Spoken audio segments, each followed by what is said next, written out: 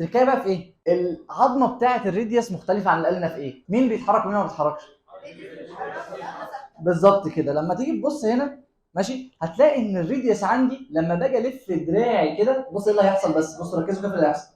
بص اللي حصل، الريديوس لفت طلعت فوق الالنا لكن الالنا ثابته. حلو. فتيجي بص كده لما نقلب ايدينا تاني، الريديوس رجعت تلف تاني فوق الالنا لكن الالنا ثابته. فانا بالنسبه لي حركه الدراع لما بعملها كده او كده، البايسبس عندي بتاكتيفيت، وبعد كده لما بعمل كده البايسبس بتريح.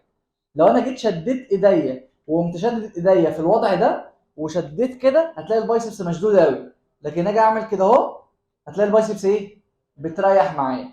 فدي بتفرق مثلا معايا في ايه؟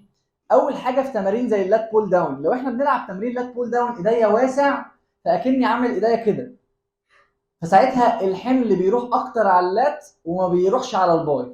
طب لما باجي اضيق ايديا كده يبقى الحمل بيروح على الباي وفي نفس الوقت اللات. فانا بالنسبه لي لو انا عايز التمرين ده يستهدف معايا البايسبس بشكل كبير هقوم مضيق ايديا، لكن لو عايز التمرين ده يستهدف باكتر شكل ممكن عضله اللاتس هقوم موسع ايديا. تمام. فدي مثلا حاجه. طب التريكات الثانيه، مش احنا عندنا عظمه الالنا ما بتتحركش؟